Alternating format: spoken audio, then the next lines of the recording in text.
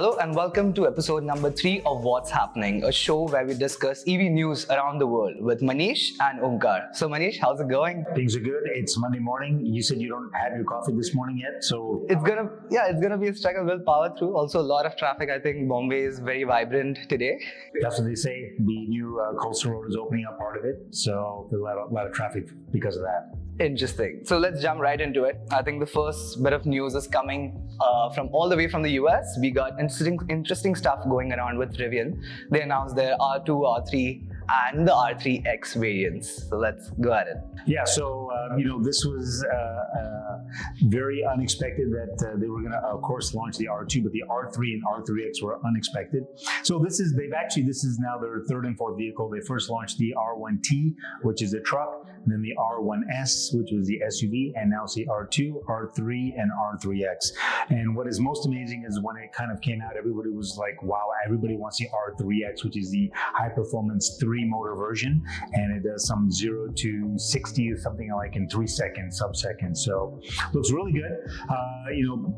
The only issue that everyone talks about is shipping timeline. So they're saying that it's going to be released in 2026. So although we talked about it today, in the beginning of 2024, they're saying almost 2 years from now it'll start shipping. The R2, which comes in around $45,000, and then the R3 and R3X, they didn't even mention the shipping. So that is going to be much later. But the design language, everyone's going crazy over. It just looks stunning. It looks so nice, and it's kind of a retro but modern at the same time. So the R1T and the R1S were pretty interesting vehicles. I mean, it literally put Rivian on the map with the kind of utility that they brought in, with the kind of branding and they had their consumer right. They were going at with the adventure seekers. Even the charging infrastructure is called as the adventure network for Rivian, right? But when people saw the R2, I mean, it literally was an aha moment, because it was the adventure vehicle for the everyday man now. Right, it comes with a lot of utilities. I mean, if you see the accessories, the camping accessories, that's probably one of the bigger highlights that it has. The seats go all the way down. It has amazing wheelbase, a new architecture. They're going ahead with bigger and wider cells.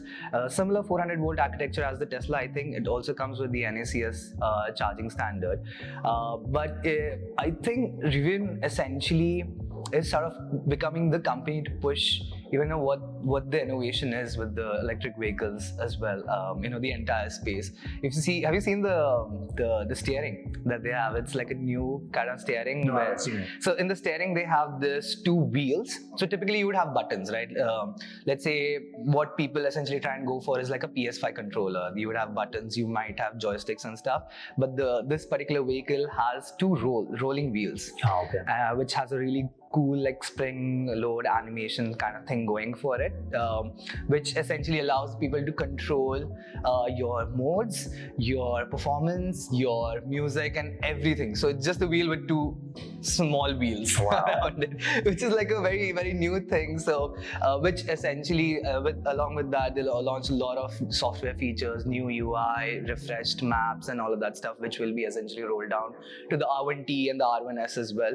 So a lot of interesting stuff coming out of Rivian, but then again, like you said, it's all going to come out in 2026. Much later. So the 2 things you said that typically the battery packs that everybody uses, Tesla uses the 4680, and you're saying these are a little bit different. These are a little taller. Yeah. So these are the 4695 cells. So these are a bit taller and a bit wider.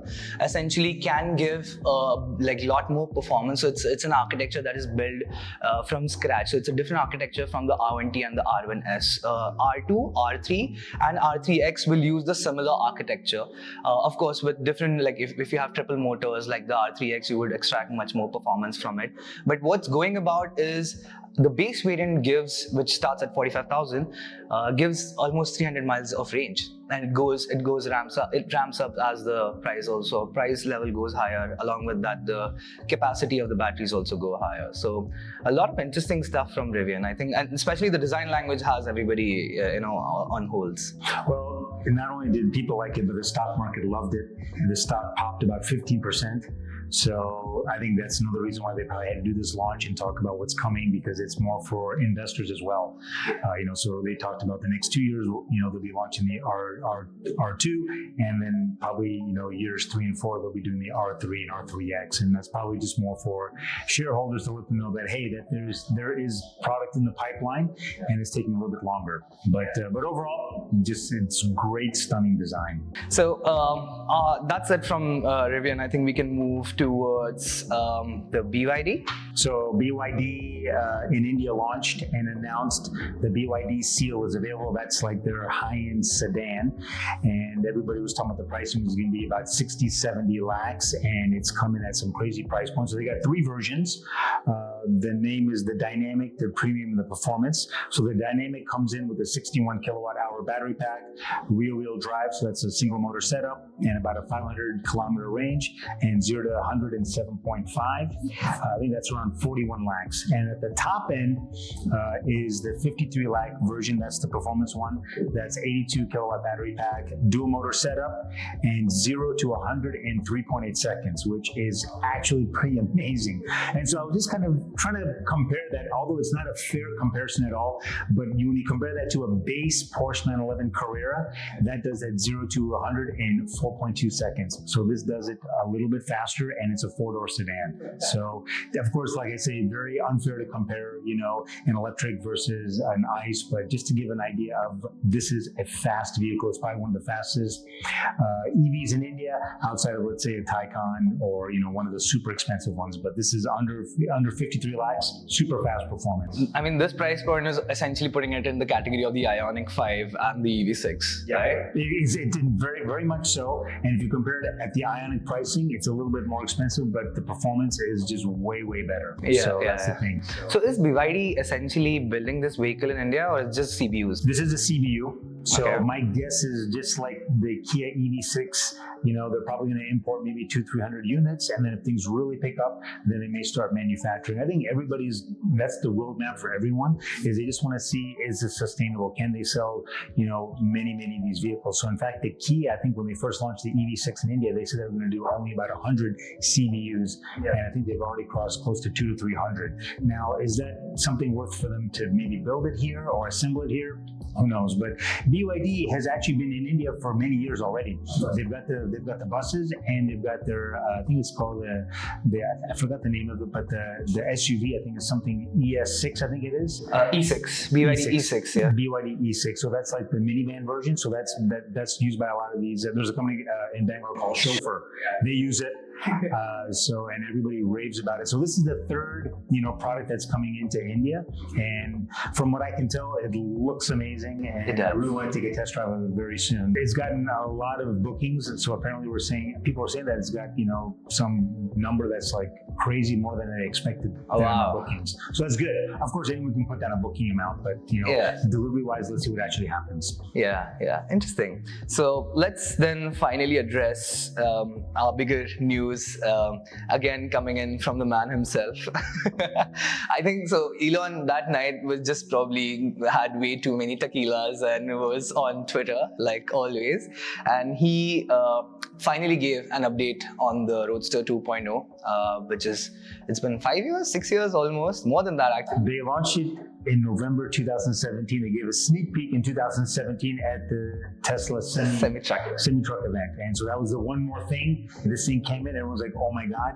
And then of course he blurred out the stats back then. It'll have, I think, a 620 mile range, which is 1,000 kilometers, 0 to 60 in 1.9 seconds, 0 to 60 miles per hour. So 0 to 100 in 1.9 seconds. So everyone was going crazy. And then nothing. And during that event itself, they gave all the press test rides of the vehicle. They gave the famous Tesla whoop kind of a thing. They gave all these things to them, but it just went nothing, and there was no update. People have put down the reservations. They had the 2 versions. They had the normal Roadster and they have the Founders Edition or something like that, right? So everybody at that point of time, it blew everyone's head because the specs were crazy. It was actually crazy. It was more in the hypercar territory as well when it was in 2017.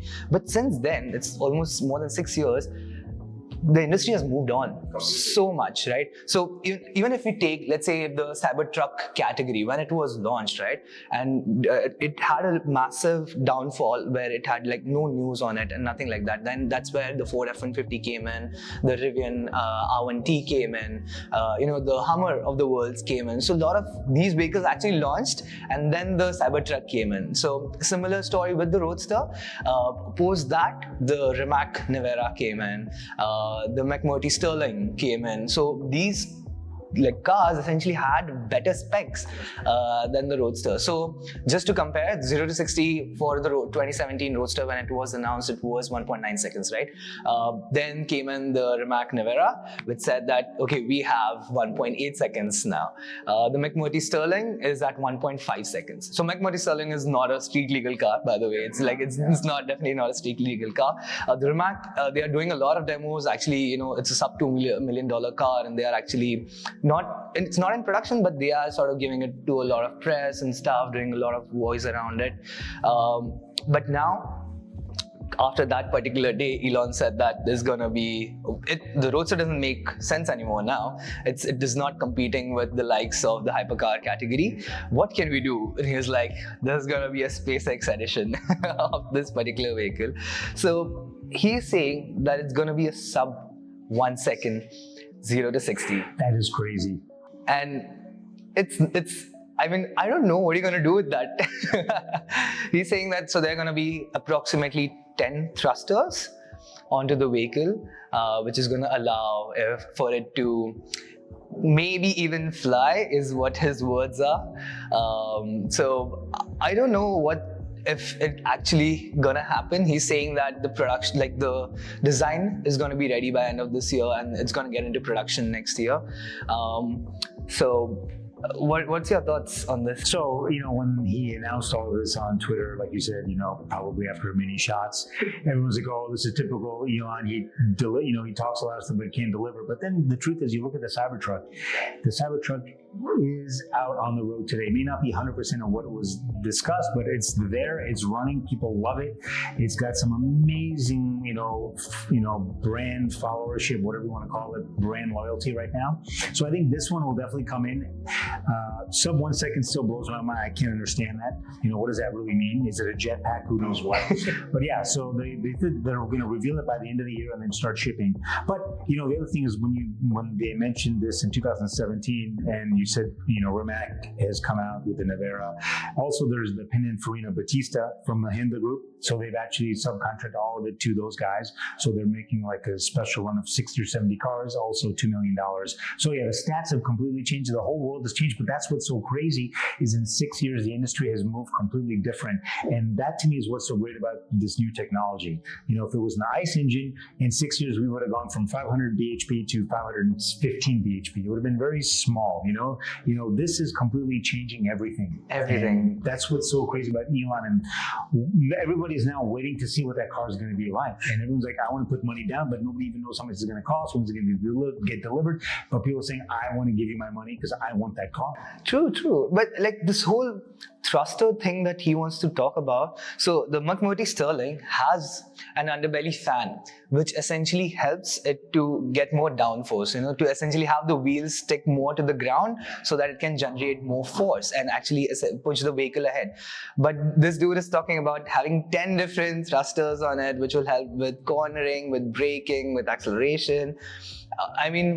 Very interesting on paper.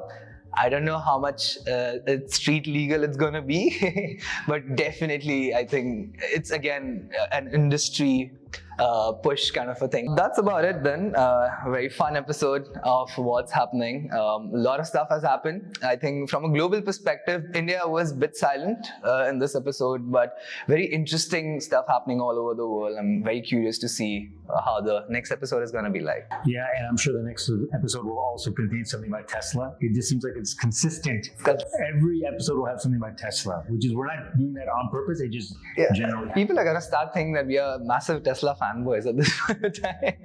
Pretty much. Anyways. All right. Thank you so much for joining so much. us. Yeah.